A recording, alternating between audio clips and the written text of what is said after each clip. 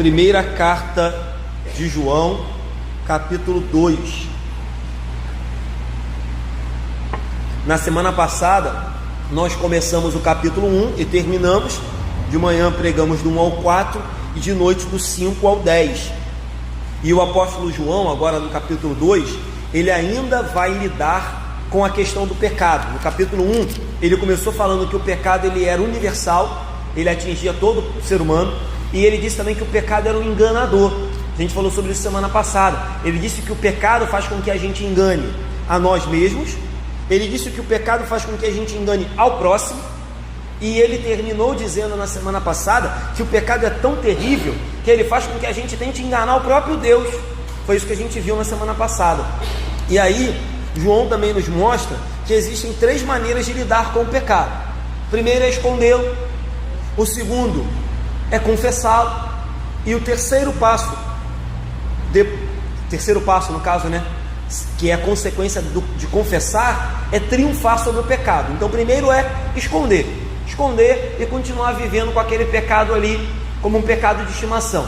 Mas o passo que o crente deve dar, o primeiro passo que o crente deve dar é o o passo rumo a confessar o pecado diante de Deus. E depois que confessamos, nós conseguimos triunfar sobre o pecado. E é isso que a gente vai ver. João vai mostrar para a gente que é possível confessar e triunfar sobre o pecado por causa do nome de Jesus.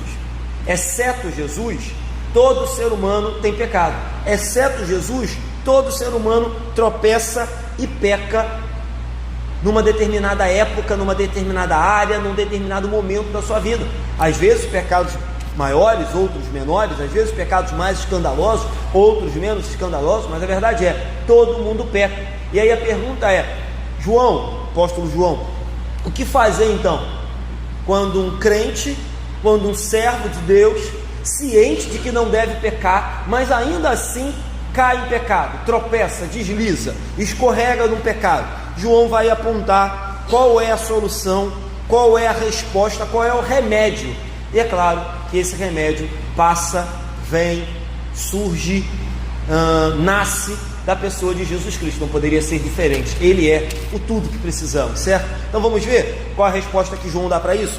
Versículo 1 do capítulo 2 da primeira carta de João diz assim: filhinhos meus, ou em alguma tradução, queridos filhos, filhinhos meus, estas coisas vos escrevo para que não pequeis. Se todavia alguém pecar, temos advogado junto ao Pai, Jesus Cristo, o justo. Vamos parar aqui. João começa o capítulo 2 de forma muito natural dessa carta. Por diversas vezes ele se volta para os leitores, para quem ele está escrevendo, e os chama de filhos, filhinhos, queridos filhos, dando a entender que João se sentia diferente do que a gente percebe em algumas igrejas hoje. Eu nem gosto de usar isso aqui, esse termo, mas alguns pastores hoje se intitulam pais espirituais de algumas pessoas, sendo que infelizmente esse termo pai espiritual, na maioria das igrejas é usado meio que para subjugar as pessoas, meio que para prender as pessoas debaixo de uma obediência cega. Eu nem gosto muito disso, mas sim, João está se colocando aqui como aquele que é o pai espiritual do povo que está lendo a carta dele, aquele que foi o instrumento de Deus para alertar, para evangelizar e para converter esse povo ao Senhor Jesus Cristo. Então ele chama de filhos para trazer a memória de que quem estava falando era alguém que os amava, era alguém que se importava com eles, era alguém que tinha um relacionamento íntimo, não era um camarada qualquer que estava apontando o dedo para eles, ou que estava fazendo uma advertência. Era um camarada que os considerava filhinhos, e eles provavelmente consideravam João como um pai, aquele que de forma muito amorosa, cuidadora, protetora, levou o evangelho. Então, como um pastor amoroso, como um pai amoroso, João não está acusando, João não está botando o dedo na cara da igreja e dizendo, olha, vocês vivem em pecado. Pelo contrário, ele começa a sua advertência dizendo, filhinhos, estas coisas, tudo que eu estou escrevendo, eu vos escrevo para que não pequeis. Então a primeira advertência é: não pequem, não vivam em pecado, não cedam ao pecado. Contudo, entretanto, todavia, sabendo da fraqueza nossa, da fraqueza humana, que o nosso corpo é corruptível e que a nossa tendência é constantemente se inclinar para o pecado se a gente não vigiar, João vai lhes mostrar uma salvação, uma solução, um remédio, uma válvula de escape, um meio de perdão. Então ele diz: olha, a minha exortação primeira é: não pequem, lutem contra o pecado, se santifiquem, vigiem, orem a todo momento, se encham do Espírito Santo. Contudo, se todavia alguém pecar, calma, não há motivo para desespero. Existe um advogado, existe um justo, existe um salvador, existe alguém que pode entrar no nosso lugar e vir em nosso auxílio. Tem que ficar claro aqui, eu sei que é difícil pregar sobre isso e falar sobre isso, porque às vezes quando a gente fala isso, alguns irmãos tomam isso como justificativa para viver uma vida de libertinagem. Mas se alguém aqui nessa manhã pegar o que eu vou falar para viver uma vida libertina, para mim só vai mostrar que não conhece Jesus e que é ímpio, que o coração não foi convertido. Mas o que eu quero dizer? Irmãos, se um crente comete pecado, ele ainda é filho de Deus. Ele não deixa de ser filho de Deus porque cometeu um pecado. Você tem um filho, a maioria das pessoas aqui é pai e mãe. Você tem filho. Se o seu filho erra com você, peca com você, vacila com você, ele não vai deixar de ser seu filho por isso. Vocês podem até momentaneamente cortar a comunhão, cortar o vínculo, vocês podem até se afastar momentaneamente, dar um gelo, dar uma disciplina no menino ou na menina, mas você não vai deixar de ser mãe e pai porque pecou. Pode ser que o relacionamento se estremeça, pode ser que a maneira que você tratava, as bênçãos, os presentes, todas as regalias que você dava para aquele filho, você fala: agora eu não dou mais, porque mostrou que não é digno dessas bênçãos, mostrou que não é digno desse cuidado, dessa regalia que eu dou. Mas não vai deixar de ser filho. Ninguém deixa de ser filho porque vacila com o seu pai. E essa é a nossa relação com o pai. É claro que se a pessoa demonstra durante toda a sua vida que verdadeiramente, a gente vai falar sobre isso aqui na pregação dessa manhã, João vai falar sobre isso, que é ímpio, é desobediente, é um pecador constante, ele vai mostrar que nunca foi filho do pai.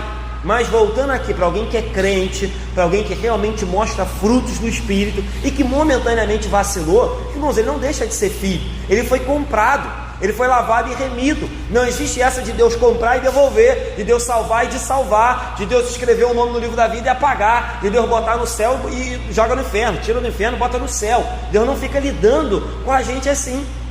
Diante de Deus agora, não somos mais réus, somos filhos. Diante de Deus agora, ainda que Ele seja juiz de toda a alma, para a gente Ele não é só juiz, Ele também é pai. Então, como pai, quando a gente peca, a gente não precisa ser justificado de novo. Eu já fui justificado na cruz, eu preciso ser perdoado pelo meu pai. Então, irmãos, tem que ficar claro isso. A nossa relação para com Deus, quando pecamos, não deixa de existir, não deixa de ser filho de Deus. Mas com certeza esse relacionamento se rompe. Com certeza as bênçãos, a graça, a unção, a presença do Espírito que era derramada sobre a minha vida vai ser interrompida. E como restaurar esse relacionamento, pastor? Como voltar a ter intimidade com Deus? Como voltar a ter as bênçãos de Deus? João vai explicar. Vai passar por confissão, arrependimento e o advogado, que é Jesus Cristo. E aí ele nos leva de novo à restauração, comunhão e na presença de Deus. Então lembre-se disso. Infelizmente alguns pegam essa informação que eu estou dando e falam: então vou viver em pecado, vou viver a bangu, já que eu não deixo de ser filho de Deus, já que Deus não vai me lançar no inferno, já que Ele só vai se afastar de mim momentaneamente. Cuidado, porque isso pode demonstrar que no fundo, você não ama Deus, você não entendeu nada do Evangelho e você está usando de uma doutrina que é bíblica para usar ela em benefício do seu pecado. Então não somos mais réus, nós somos filhos. Deus não é apenas o nosso juiz, Ele também é pai. Não precisamos ser lavados e remidos de novo, precisamos de perdão quando nós falhamos. Contudo, lembre-se, lá no início João diz: eu estou escrevendo para que não pequeis. A minha ordem primeira é: não pequem, fujam do pecado, fujam da tentação, fujam da provação. Mas eu sei que o ser humano é falho, fraco, pecador, e mais cedo ou mais tarde vocês vão falhar. Mas se vocês falharem, e aí ele diz, vocês têm um advogado, aquele que se apresenta, aquele que defende a causa de vocês, aquele que diante de um deslize, depois da confissão do arrependimento, ele se apresenta diante do Pai e diz, Pai, eis aqui minhas mãos furadas, eis aqui o meu lado perfurado por eles, e eu intercedo por eles. Outra coisa interessante com relação a Jesus é que quando a gente tem um advogado, ele fala em nosso favor, ele vai diante do juiz e ele apresenta a nossa defesa, ele apresenta o nosso argumento. Olha, fulano, ele está certo por isso, isso e isso, fulano, ele não está errado por causa disso, disso e disso. Só que Jesus é o contrário. Jesus não se apresenta diante do Pai e diz assim, olha Pai, fulano, ele pecou, mas coitado, deixa para lá o pecado. Jesus se apresenta e diz, ele pecou, mas ele confessou, se arrependeu no meu nome, e eu tenho direito, eu conquistei, eu derramei o meu sangue na cruz. Diferente do nosso advogado, que vai na justiça e diz, olha, esse fulano, ele tem direito contra a empresa tal, porque aconteceu isso, isso, isso. Jesus, quando se apresenta diante do Pai, ele não diz que a gente tem direito, ele diz, Pai, eu tenho direito, eu os comprei. Jesus não apenas é um advogado que fala ao nosso favor, ele se coloca no nosso lugar. Ele não é apenas um advogado que defende a nossa causa, ele assume a nossa causa, porque ele morreu no nosso lugar, ele pagou os nossos pecados. Você contratar um advogado, ele vai até te defender, mas você tem que pagar os honorários dele. Jesus fez o contrário, nos defendeu, pagou a nossa causa, pagou a nossa dívida, assumiu o nosso lugar. Você entra, e isso é uma coisa, né, que a maioria das pessoas comuns não sabe, mas o advogado, alguns fazem, né, mas está errado, mas o advogado, ele não tem por obrigação ganhar a sua causa. Ele pode te cobrar e ele pode perder a causa e nada acontece com ele, porque a decisão não compete dele, a não ser que no meio do processo fique provado que ele em algum momento falhou, deixou de exercer algumas das suas obrigações, perdeu um prazo, mas fora isso ele pode fazer tudo certinho, perder a sua causa e você ainda paga para ele, e acabou, perdeu o dinheiro, ainda perdeu a causa, vai pagar 2 vezes. Então o que acontece? No caso de Jesus, ele não cobra, ele assume o nosso lugar. E tem isso, né? Se você perde a justiça, o advogado fala, meu irmão, eu fiz o que eu pude, mas toma aqui, você perdeu, agora vai lá e paga, é por tua conta mesmo. Jesus diz, não, eu pago. Então Jesus é aquele que não perde causa, e além de tudo, a nossa causa perdida ele paga. Jesus é o advogado justo.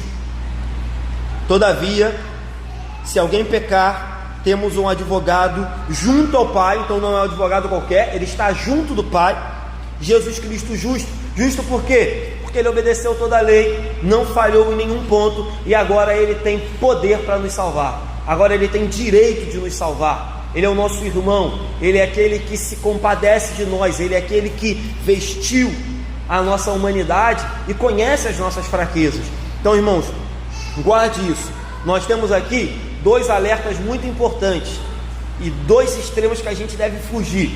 João começa dizendo, não pequeis. Então João está advertindo a igreja contra a carnalidade. João está advertindo a igreja contra viver em pecado e achar, vou viver em pecado, Jesus é meu advogado. Então essa é a primeira advertência, fuja da carnalidade. E a outra advertência de João é fuja do desespero, porque João diz, olha, não pequeis. Se todavia alguém pecar, calma, não há motivo para desespero, não há motivo para tirar a sua vida, não há motivo para, já que eu escorreguei, meu irmão, agora eu vou me lambuzar, já que eu já caí na lama, agora eu vou rolar, já que eu já cometi um pecadinho assim, vou abrir a porteira e vou cometer 20, 30. João diz, calma, se de um lado não há motivo para viver em pecado, de outro lado não há motivo para viver em desespero. Basta que você confesse, se arrependa e você tem um advogado, Jesus Cristo, o justo. Então fuja desses 2 extremos, irmãos. Fuja de viver em pecado e fuja de uma eventualidade de ficar desesperado por causa do pecado, de entregar os pontos. Vou entregar os pontos, vou chutar o balde agora porque já pequei mesmo. Não, João diz, há um caminho estreito, há um caminho central a ser seguido, nem o caminho da libertinagem, viver pecando, nem o caminho do desespero, porque nós temos uma promessa de um advogado fiel. Se alguém cair, há restauração, mas bom é que a gente permaneça de pé, caminhando ao lado de Jesus. Mas porventura cairmos, Ele é juiz, mas Ele também é Pai. Ele é o Senhor, mas Ele se compadece de nós. Então esse é o remédio, irmãos, para uma futura ou uma eventual queda que venhamos a ter, certo? Vamos lá, versículo 2, o texto segue e diz assim: e Ele, ainda está falando de Jesus, além de advogado, é a propiciação pelos nossos pecados, e não somente pelos nossos próprios, mas ainda pelos do mundo inteiro. Vamos parar aqui. João vai trazer agora duas ideias sobre salvação, sobre a morte de Jesus nesse versículo. Ele vai falar de abrangência e de eficácia. Vou explicar já já. Numa passagem paralela a essa, capítulo 4, no versículo 10, João vai falar da mesma coisa, só que com outras palavras. Ele diz assim: nisto consiste o amor de Deus. Então vamos ver, o que é o amor de Deus? Para João, ele vai dizer qual é o amor de Deus. Não em que nós tenhamos amado a Deus, mas em que Ele nos amou e enviou seu Filho como propiciação pelos nossos pecados. Então, para João, o amor de Deus, a representação do amor de Deus, a prova do amor de Deus é que não que nós amamos Ele, mas que Ele nos amou. E o que Ele fez por nos amar? Enviou seu Filho como propiciação pelos nossos pecados. Você vê que João escreve nossos, tá? Está falando dele e dos crentes. Por que eu quero salientar isso? Porque voltando para cá, para esse texto, quando a gente chega nesse versículo e João diz que Ele é a propiciação, ou seja, o perdão dos nossos pecados e do mundo inteiro, existem algumas teorias acerca dessa questão, acerca da paz e da reconciliação que Jesus traz por meio do seu sangue. Quais são essas teorias, pastor? A primeira, e herética, que a gente não aceita, é que quando João diz que Jesus é a propiciação do mundo todo, alguns teólogos, como você está vendo aí, todo mundo vai ser salvo, todo mundo vai para o céu, porque Jesus é a propiciação do mundo inteiro. E qual é a interpretação mais aceita acerca desse versículo e dessa tradução? Como eu disse, Jesus não veio apenas falar a nosso respeito, Ele veio se colocar no nosso lugar, morrer no nosso lugar. Então o que os estudiosos acreditam? A abrangência da morte de Jesus, ela é plena, ela é total, ela é mundial, vamos colocar assim. Mas a eficácia da morte de Jesus, a eficácia do sangue de Jesus, só se faz presente na vida daqueles que confessam o nome dele. Deixa eu tentar explicar. Por que os teólogos dizem? Olha, o sangue de Jesus tem poder para salvar todo mundo, porque o sangue de Jesus, ele é todo poderoso. Então a abrangência dele é universal. Ele tem sangue, entre aspas, para derramar sobre todo mundo. Ele tem perdão para todo mundo. Mas qual é a eficácia? Quando que esse negócio se faz presente? Só na vida daqueles que confessam Jesus como Senhor e Salvador. Porque se a gente entender que é universal, você pense comigo, tem os anjos que pecaram contra Deus. Esses anjos não fazem parte da propiciação, esses anjos não fazem parte da redenção, esses anjos não têm Jesus como Senhor, logo eles não podem ser justificados. Aqueles que morreram em seus pecados e que nunca confessaram o nome de Jesus não fazem parte. Então quando João está escrevendo aqui, ele está falando da criação como um todo, que o sangue de Jesus, até porque o próprio apóstolo Paulo diz que a natureza também caiu junto com o pecado de Adão, que a natureza também encontra-se em situação de pecado e que a natureza anseia pela redenção do Senhor Jesus. Então João está falando aqui da criação como um todo, mas ele não está falando de cada pessoa da face da terra, porque a gente sabe que tem gente que não confessa Jesus e que não quer o sacrifício de Jesus. Então, atente para isso, abrangência e eficácia. A abrangência da morte de Jesus, ela é poderosa, ela é totalmente poderosa, e se ele quisesse, o sangue dele teria poder para salvar até, brincadeira, né, queridos, os ETs. Eu não acredito nisso, tá? Mas os adventistas acreditam. Mas enfim, voltando para cá. Mas a eficácia, ela se faz presente aonde, pastor? O sangue de Jesus é poderoso. O sangue de Jesus é o que nos lava. Mas quando que ele se faz eficaz? Só quando o pecador dobra o seu joelho, abre o seu coração e diz: Senhor, salva a minha vida, salva a minha alma. Então João aqui está trazendo esses dois conceitos, guardem isso: abrangência e eficácia. Isso fica claro quando a gente pregar no capítulo 3, porque João vai fazer distinção. No capítulo 3, a partir do 7, João diz assim: os filhos de Deus e os filhos do maligno. Ele vai fazer distinção entre duas classes de pessoas: filhos de Deus e filhos do maligno. Então, se Jesus fosse a propiciação do mundo todo, não haveria por que João depois fazer essa separação entre bodes e ovelhas, entre filhos do maligno e filhos de Deus, se Jesus vai salvar todo mundo no final, certo? Então, cuidado com isso, porque isso é uma heresia, certo? Falar que Jesus vai salvar todo mundo. Não, o sangue de Jesus é eficaz sobre quem? Sobre todos os povos, tribos, línguas e nações, da onde os pecadores levantarem suas mãos e confessarem Ele como Salvador. Fora isso, não, Jesus não é eficaz para eles. Vamos lá, 3 e 4. Ora, sabemos, e aí vai vir uma prova agora, sabemos que temos conhecido por isto. Então olha como é que a gente sabe que tem conhecido a Deus: se guardarmos os seus mandamentos. Versículo 4: aquele que diz eu o conheço e não guarda os seus mandamentos é mentiroso, e nele não está a verdade. João voltou ao tema de comunhão. No capítulo 1 ele disse: olha, ter comunhão com Deus é andar na luz e confessar os nossos pecados. Agora ele diz: olha, ter comunhão com Deus, mais um ponto, é guardar os seus mandamentos. Então ele está acrescentando provas, características de que nós somos verdadeiramente filhos de Deus. Tanto que todas as vezes que ele diz: olha, aquele que anda na luz é filho de Deus. Se todavia a gente diz que anda na luz, mas está na treva, não é filho de Deus. Ele diz: se aquele que conversa pecado é filho de Deus, mas se a gente esconde os nossos pecados, somos mentirosos. Agora ele diz: se você guarda os mandamentos, você tem comunhão com Ele. Mas se você diz que conhece Ele, mas não guarda os mandamentos, você é mentiroso. Então ele está fazendo esse paralelo a todo momento do se. Se você diz uma coisa e faz outra, é mentira. Mas se você faz aquilo que a Bíblia manda, você é filho de Deus. Então para João, ter comunhão com Deus é andar na luz, e quem anda na treva não tem comunhão com Deus.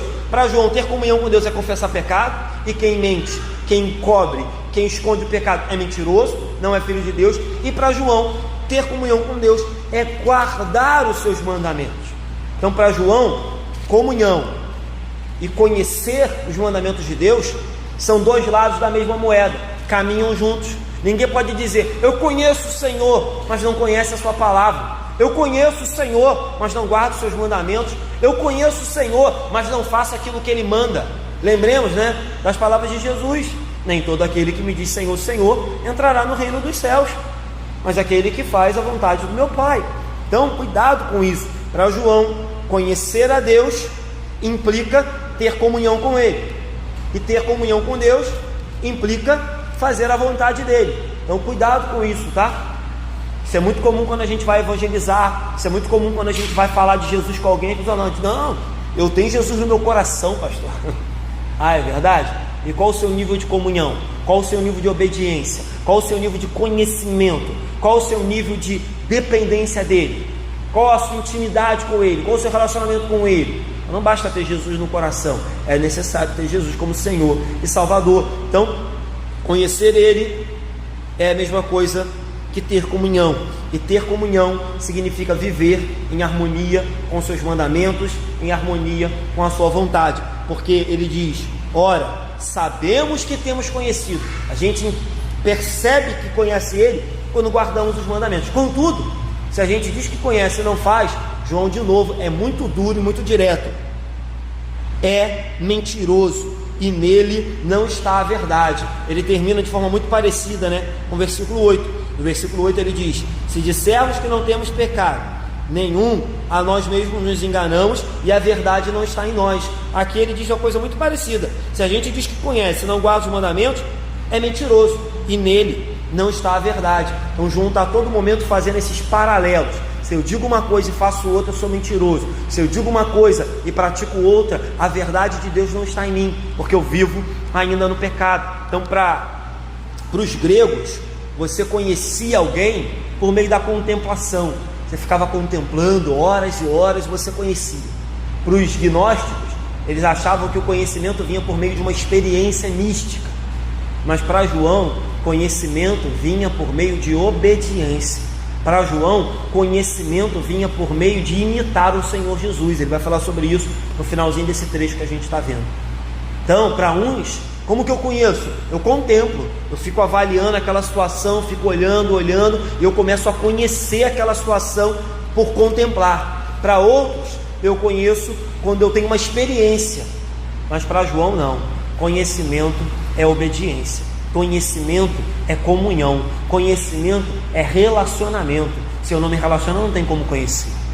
Se eu não obedeço, eu não tenho como conhecer. Se eu não me aprofundo na pessoa do Filho de Deus, eu não tenho como conhecer. Então para João, conhecer é imitar a Jesus. Eu vou falar sobre isso mais na frente. Então, irmãos, quando guardamos os mandamentos de Deus, demonstramos que conhecemos a Deus. Quando conhecemos a Deus, demonstramos que desejamos obedecer a tua palavra. E todas as vezes que a nossa atitude é contraditória, nós somos mentirosos e a verdade não está em nós. É isso que diz o versículo 4. Vamos lá. Versículo 5, primeira parte, diz assim: aquele, entretanto, que guarda a sua palavra, nele verdadeiramente tem sido aperfeiçoado o amor de Deus. Vamos parar aqui. João diz assim, ele está com outras palavras falando a mesma coisa que ele disse no versículo anterior, mas ele começa falando assim. Ele falou que aquele que diz que conhece a Deus e não guarda o mandamento é mentiroso. Aí ele vai para um outro exemplo. Ele diz: aquele, entretanto, que guarda a palavra. Percebe que João está falando do mesmo conceito, mas de palavras diferentes. João fala, a todo momento ele faz contrastes. Ele fala verdade, mentira, luz e trevas, amor e ódio. Aquele que diz que ama a Deus, mas odeia o seu irmão, é mentiroso. Ele está a todo momento fazendo contraste. E ele está a todo momento também usando palavras para falar da mesma coisa. Ele diz: se você guarda os mandamentos, você conhece a Deus. Então ele fala mandamento. Agora ele diz: se você guarda a palavra, você conhece a Deus. E tem hora que ele fala: se você guarda a verdade, você conhece a Deus. Então ele está usando palavras diferentes para falar da mesma verdade. Verdade, palavra, mandamento, tudo envolve obedecer aquilo que provém da boca do nosso Deus. Então João diz: olha, aquele que guarda a palavra, nele, verdadeiramente, nele quem? Nessa pessoa tem sido aperfeiçoado. O que tem sido aperfeiçoado nessa pessoa? O amor de Deus. O amor de Deus tem crescido, o amor de Deus tem aumentado. E o comecinho desse verso nada mais é do que a João repetindo aquilo que ele ouviu de Jesus. Lá no Evangelho do próprio João, no capítulo 14, Jesus fala isso. No momento da ceia, depois de instituir a ceia, olha o que Jesus diz, e João escreve, em João 14, 23. Respondeu Jesus: se alguém me ama, guardará a minha palavra, e meu Pai o amará. Percebe que há uma relação aqui? Se alguém me ama, então existe uma condição. Se alguém me ama, se alguém diz que me ama, primeiro ponto, ele vai guardar a minha palavra. E aí entra uma outra consequência: se ele me ama e se ele prova isso guardando a minha palavra, meu Pai o amará. Então há uma correlação entre amar a Jesus, guardar a sua palavra e Deus nos amar. Há uma correlação. Se um desses pilares cai, os outros caem. Então, digo que amo a Jesus, guardo a palavra e o Pai me ama, porque eu amo o Filho dele e guardo a palavra dele. E aí o amor de Deus está em mim, e ele é aperfeiçoado, como disse João, no amor. Então vamos seguir. Jesus diz: se alguém me ama, guardará a minha palavra e meu Pai o amará. E uma outra promessa: viveremos para ele e faremos nele morada. Então, irmãos, como que ele nos ama, como que ele vive em nós, como que ele faz morada em nós, como que o amor de Deus é aperfeiçoado em nós, quando eu amo o Filho dele. E como que eu provo que amo o Filho dele? Quando eu guardo a palavra do Filho dele, quando eu guardo os mandamentos e a vontade do Filho dele. Então existe uma correlação em tudo isso que a gente está falando aqui. Se você tira um desses pilares, o prédio desmorona, certo? Cuidado com isso. Todo aquele que obedece a palavra, o amor de Deus vai se multiplicando nele, porque é promessa de Deus. Vamos terminar, finalzinho do 5 e o 6. Nisto sabemos que estamos nele. E aí essa frase serve tanto para confirmar o 5 como para começar o 6. Nisto sabemos que estamos nele. Nisto o que, João? Que o amor de Deus está se aperfeiçoando em nós, que a gente guarda a palavra. Mas também, nisto sabemos que estamos nele. No que, João? Versículo 6. Sabemos, aquele que diz que permanece nele, esse deve também andar assim como ele andou. Então João diz, olha, existem duas maneiras de novo, nos avaliarmos e sabermos se estamos nele. Primeira maneira, está no versículo 5, acabei de falar. Nós guardamos a palavra e o amor dele cresce dentro de nós. E no versículo 6 tem uma outra prova. Qual é a prova que eu estou nele? Eu permaneço nele. E como que eu permaneço nele, João? Eu ando como ele andou, eu imito. Mas além de Salvador, ele também é exemplo. Além de juiz, ele é exemplo. Além de meu Senhor, ele é o maior exemplo que eu tenho para seguir. Então, se relacionar com Jesus não é só ouvir as suas palavras, ouvir os seus mandamentos, ouvir os seus ensinamentos, é também praticá-los, imitá-los, andar como ele andou. E como ele andou, Guilherme abriu aqui o culto, lendo as palavras de Jesus: aprendei de mim, que sou manso e humilde de coração. Temos aí um exemplo. Como é imitar, como é andar como ele andou? Ser manso e humilde de coração, ser misericordioso, ser perdoador, amar ao próximo. Isso é imitá-lo. Então, obedecer a Jesus não é apenas ouvir falar, é caminhar dia após dia, imitando e permanecendo como ele é, santo, Filho de Deus, sem mácula. Se, todavia, alguém pecar, tens o advogado junto do Pai, Jesus Cristo justo. Certo, irmãos? Não vivamos em pecado, porque nós estaríamos blasfemando e ridicularizando a obra de Jesus, o sangue de Jesus. Mas também não se desespere. Já falei sobre isso aqui.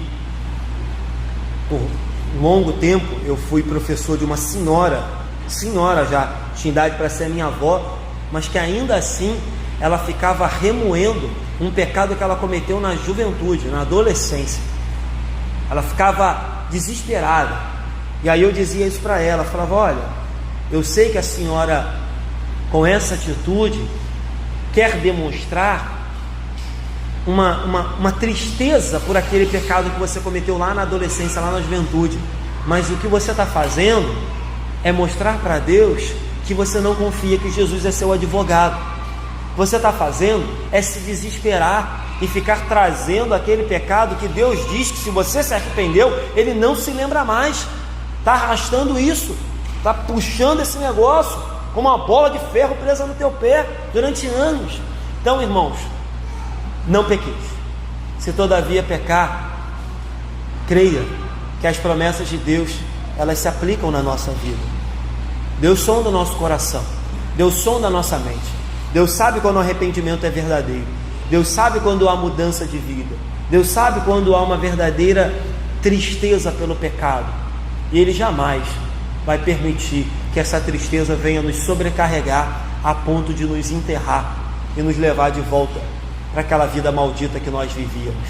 Contudo, repito, cuidado, não banalize o sangue de Jesus, não trate o sangue de Jesus como brincadeira para viver pecando e pedindo perdão a todo momento, porque não é assim que as coisas funcionam.